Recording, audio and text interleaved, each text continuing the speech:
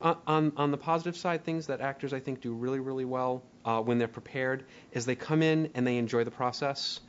They come in like a human being, not like something that needs a job or who is trying too hard.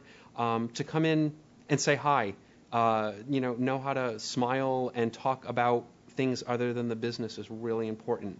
A lot of times a director might want to chat with you. I know we chat with people all the time. For me, it's a way to kind of set a barometer about where the person exists in reality, and then you see how they change when they start performing, and then you can kind of gauge that.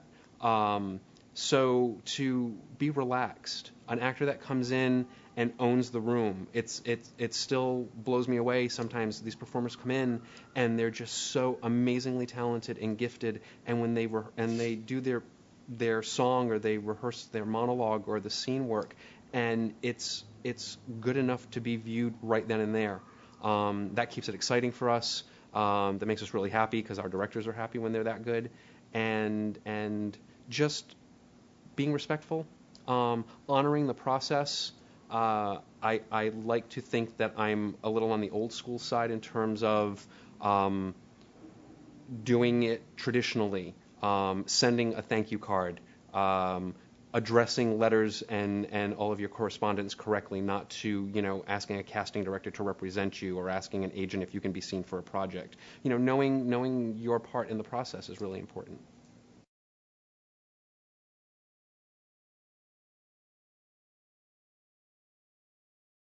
We're very fortunate that we have a pool of directors that, regardless of the theater they work in, they will often request us to be their casting director because we have an existing working relationship. You start to get to know who people like. It is a subjective business, and you do need to know the tastes of the people that you're catering to. So that helps. If it's a new play, if it's a director we haven't worked with, we research it the same way to see if we know anyone in common, to see the kind of work they do, where they went to school, if there are any articles on a person to talk about their sensibility or their approach to the business. Absolutely. Because it just makes it easier to fill the dead time, things to talk about. Because again, at the end of the day, we are all people. We are doing a job, and it's an intense job, and it takes a lot of focus and time. But there's always a couple of minutes in between, and you have to chat, and you have to make people feel human, and reset the moment every now and then, and divert conversation. So absolutely, yeah, a little research definitely helps.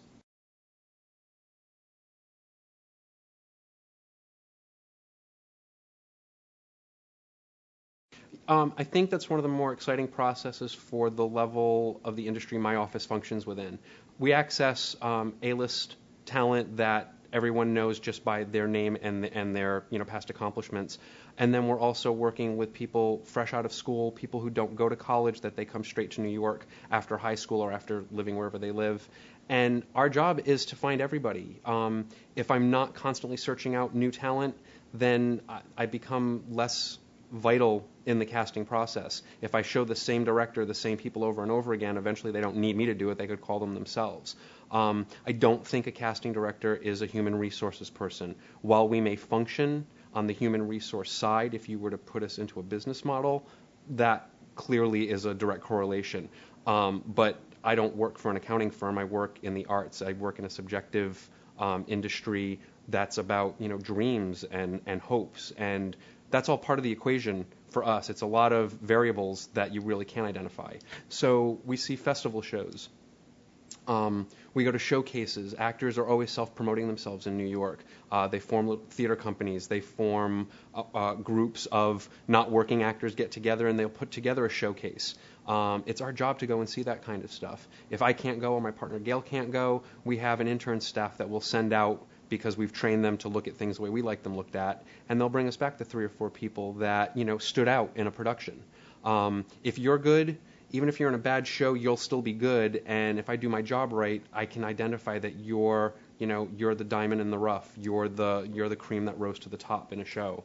I love finding people that I think are talented, that have their eye on the business the way I agree with, and I'll do whatever I can to help support them.